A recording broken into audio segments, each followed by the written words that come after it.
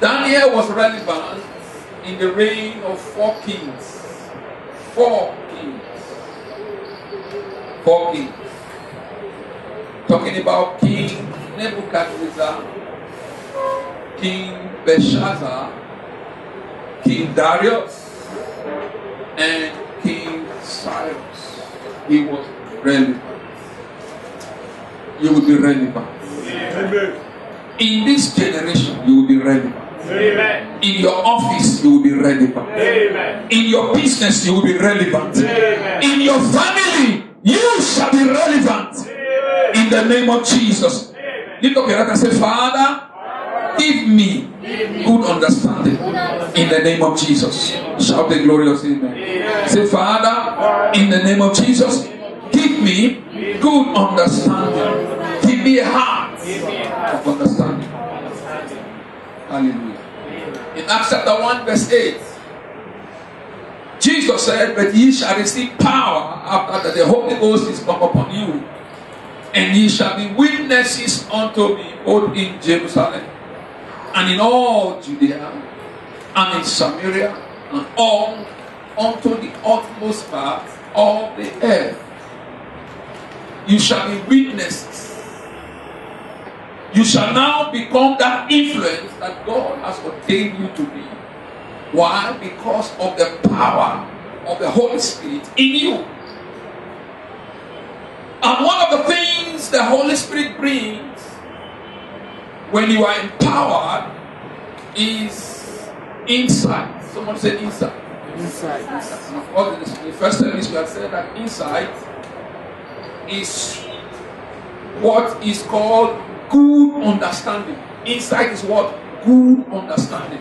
Somebody say good understanding. Good understanding. It means that whatever you have good understanding about, you have insight. And this is translated into knowledge and wisdom. Information is everywhere. Good information is everywhere. But the ability to understand that information is what makes it knowledge. So knowledge is not just the information you get or you hear or you receive. You must have good understanding of that information for it to become knowledge and wisdom. And this was why Paul prayed for the Christians in Ephesus. Ephesians chapter 1 verse 17. It says that the God of our Lord Jesus Christ, the Father of God, may give unto you the spirit of wisdom and revelation in the knowledge of Him. So Paul prayed for wisdom and knowledge for the Christians in Ephesus. And how will this happen? In verse 18 he says that the eyes of your understanding being enlightened, let your heart receive. Get good understanding. Get good understanding about your business, about your career, about your office. Good understanding is good insight, which is translated into knowledge and wisdom. So Paul prayed that the eyes of your understanding being enlightened, that you may know. So when you have insight or good understanding, then you will know. You will acquire the right knowledge, and wisdom begins to manifest in your life. The eyes of your understanding being enlightened, that you may know. That you may know. What is the hope of His calling? Why God created, that you may know the hope of His calling, and what the riches of the glory of His inheritance in the saints. In other words, it takes insight to gain access to the inheritance of God. And one of the inheritance of God is influence. And of course, for these past few weeks, we have been sharing about two great people in the Bible. Daniel, and Solomon. We mentioned Solomon this morning. Solomon prayed a prayer. He said, "Oh God, give me a heart of understanding." And the Bible says that prayer pleased God. And we know the story. Number one, he was a lover of God. The Bible says, and Solomon loved the Lord. Solomon loved who? The Lord. He loved God. The question this morning, are you a lover of God? Do you love God? Because, like I said this morning, a fruit is not far from his tree. You know what? The Bible says, by their fruit, you shall what? In other words, by your fruit, your tree can be identified. So when you love God, it will show. It will show in your attendance to church. It will show in your commitment. It will show. It will show. The Bible says, and Solomon loved the Lord and walked in the statute and the commandment. He walked according. He watched his father David, and he walked because he knew that David loved God, and he walked accordingly. And number three, the Bible says, he sacrificed to God his time, his resources. And of course, we know the story. And God appeared to him in Eden and says, ask anything, and I will give it to you. Remember, in Matthew 7, verse 7, he says, ask. He says what? Ask. He says what? He says what? Matthew 7, 7. He says, ask, and you shall receive. But asking, hear me, between asking and receiving, there is something between. It is called process. It is what? It's called what? Process. And that process, we can see it in the life of Solomon. Solomon loved the Lord. He walked according to God's commandments. And he lived a life of sacrifice. Remember, we have said at the beginning of this month, we have said there are ways God can influence his children. Through dreams. Through what? Dreams. Visions. And Solomon dreamt, and God revealed these things to him. And the Bible says when Solomon woke up, he went to Gideon and did exactly according to the influence of God. And God says, because you never asked for the life of your enemy, you didn't ask for riches, you didn't ask for prosperity, you didn't ask for them and die. No, you didn't ask those things. He says, but I will give you according to the word. And in addition, I will give you more. He says, no king in your time shall be compared to you. In wisdom, in riches, in wealth. He says, I will give all to you. So, between the asking and the receiving, there is always a process. In 2 Chronicles chapter 1, still talking about Solomon, 2 Chronicles chapter 1, beginning from verse 8 through 13. 2 Chronicles chapter 1, 8 through 13. And Solomon said unto God, thou hast showed great mercy unto David my father, and hast made me to reign in his stead. Now, O Lord God, let thy promise unto David my father be established. For thou hast made me king over a people like the dust of the earth in multitude. Give me now wisdom and what? Knowledge. Someone say wisdom and knowledge. That means wisdom and knowledge is a product of insight. It's what? A product of insight. me wisdom and knowledge. Not the life of my enemy. No. Solomon didn't ask for riches because he knew who he was already. You didn't know that? Solomon was already a king. I hope you know that. And the Bible says in Revelation that Jesus has made us who? Kings and priests unto our God. Did you see that? So, you're watching me this morning and you're here this morning, you are a king and you are a priest. So, a king will not ask for wealth or riches. He already has them. And this you must know. So that you don't get mixed up. You ask for the right thing. And everything will what? Be added to you. Remember, the prayer that Paul prayed in Ephesians chapter 1, 17 and 18. He says, the eyes of your understanding being enlightened, that you may know the hope of your calling, the riches and the glory of his inheritance in the saints. So when you know, you will have access to the inheritance of God. Again, like we said, the inheritance of God talks about influence. Wealth is involved, but you need knowledge and wisdom. And knowledge and wisdom are products of what? Insight. Somebody say insight. So, it says, give me now wisdom and knowledge, that I may go out and come in before his people.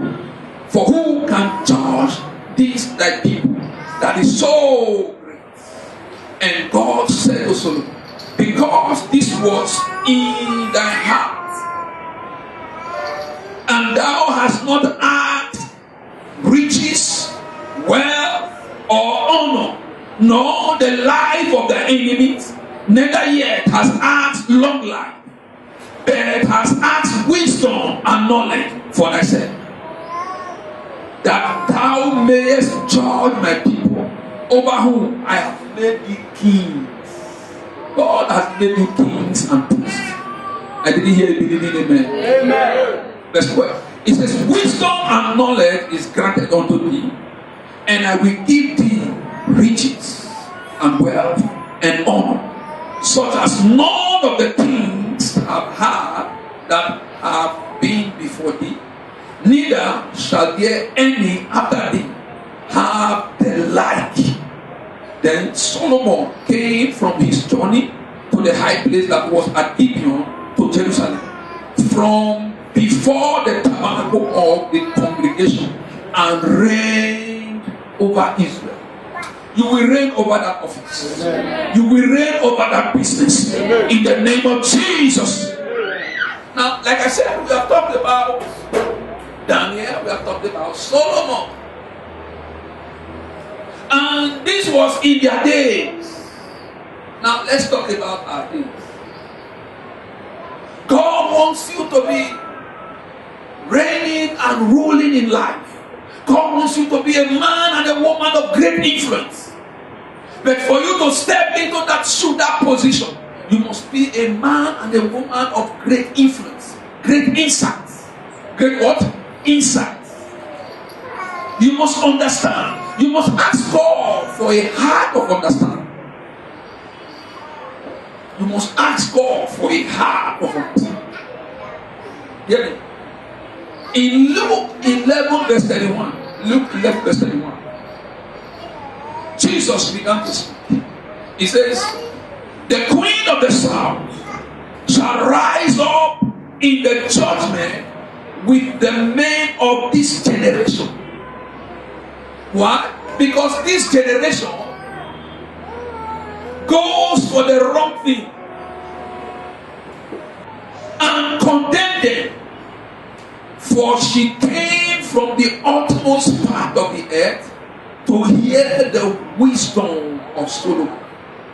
And behold, a greater than Solomon is here this morning. You didn't hear me? Amen. I said the greater than Solomon is here this morning. Amen. These are not my words. These are the words of Jesus. In other words, For you to gain insight, you need the one that is greater than Solomon, and his name is Jesus. No wonder Jesus said in Acts chapter 1, verse 8, he says, ye shall receive power after that the Holy Ghost is come upon you. And here, the child of God, the Holy Ghost will only come on you when you have given your heart to Jesus. I was sharing on the screen yesterday on the book of Proverbs, and I said, God is obliged to give you his life. That is why he sent Jesus to this world. He says in John chapter 10, verse 10, the thief cometh but to steal, to kill, and to destroy. He says, but I have come that you might have what? Life. And have what? Abundantly. Now, for you to have that life, then give me your heart. So, the day you gave your heart to Jesus, or the day you will give your heart to Jesus, Jesus will give you his life. And once you have the life of Christ in you, then it opens the way to receive power from the Holy Ghost through Holy Spirit baptism. Again, like I said, one of the things that goes with the Holy Spirit baptism is what? Insight. It opens your mind. It opens your eyes of understanding to know what rightly belongs to you. Hear me, child of God. It is not by power. It is not by might. It is by the Spirit of God. It is not of him that willeth, nor of him that wrongeth. It is God that shows mercy. May the Lord change your situation this morning. I see changes coming into your life. I see your story changing for good. Before the end of this week, you shall testify. Before the end of this week, you shall testify. In the name of Jesus. If you are the one speaking, the rise on your feet, say, I receive it. I receive. It takes insight. Sit down. It takes insight. Jesus said, behold, a greater than Solomon is here. You know what? In 1 Corinthians chapter 1, verse 24, the Bible says, Christ, the power of God and the wisdom of God. Christ is the wisdom of God. If any man be in Christ, if any man be in Christ, he will have access to this same wisdom. The Bible says Jesus is the wisdom of God. And of course, in Acts 17 verse 6, Acts 17 verse 6, the Bible says, and when they found them not, they were looking for Paul and Silas. Paul and Silas went to a place in Ephesus, and they began to influence the people. They began to shape the city. So the people began to look for them. The Bible says, and when they found them not, they drew Jesse and certain brethren unto the rulers of the city, crying, these have turned the world upside down. It takes power to turn the world upside down. In other words, when Paul and Silas got into that city, everything changed. It says they have turned the world upside down. They have what? Turned the world upside down. It takes insight. It takes insight to turn the world upside down. It takes insight. The world of music, the world of business, the world of media, the world of marketing, the world of government, the world of politics. It takes insight to turn that world upside down. To turn the world upside down is to become relevant, to become a man and a woman of influence.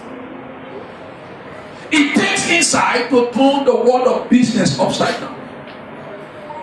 He said, these men, they have turned the world upside down. It is no longer business as usual.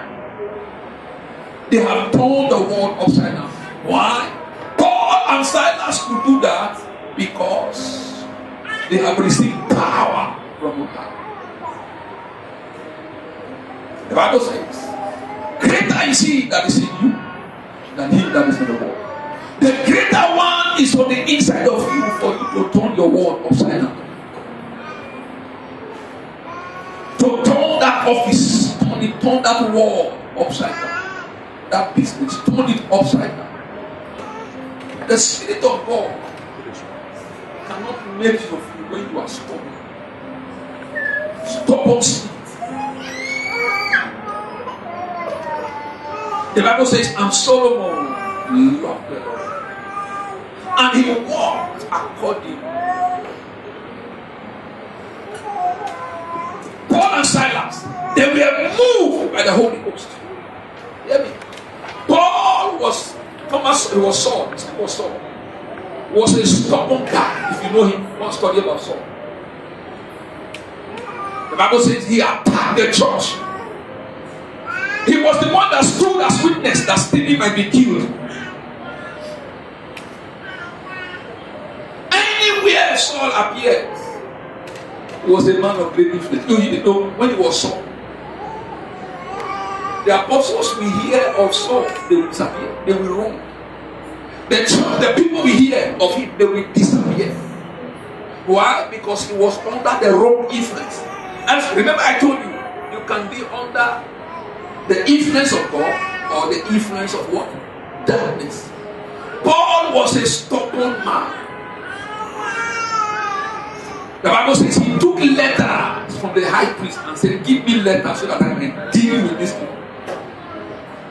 But when he had a divine encounter, his life changed.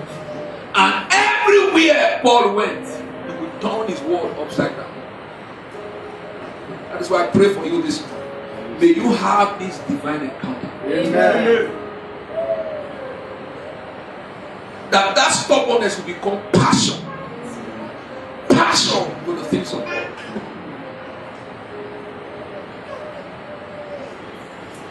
Talking about Jesus. Yeah, let me close with this.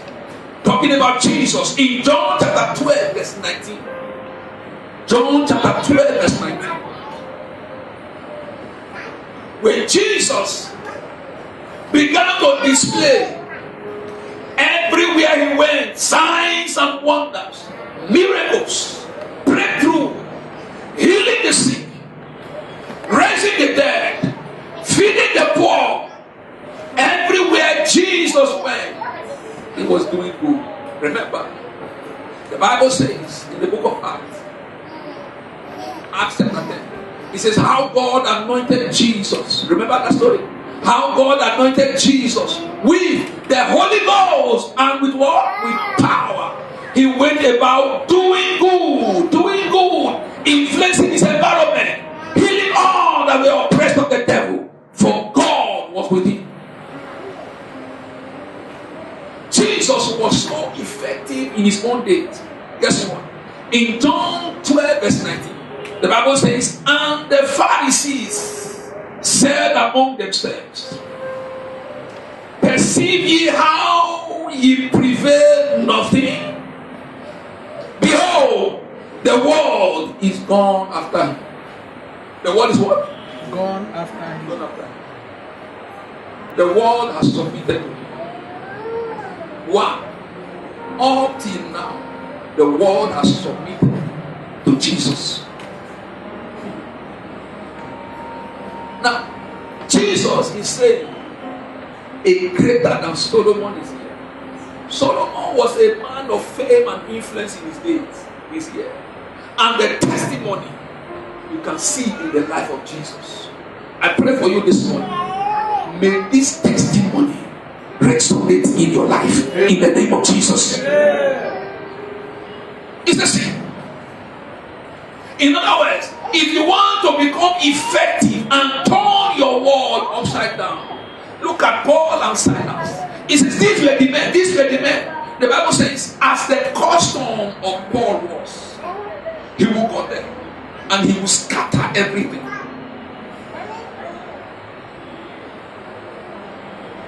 Paul was a man of great insight.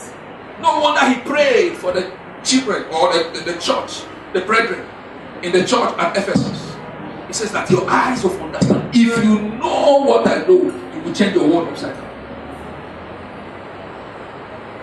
If you know what I know, you will change your world upside down. You become relevant. You become a man and a woman of great influence. Why? Through knowledge. Tell them about through knowledge.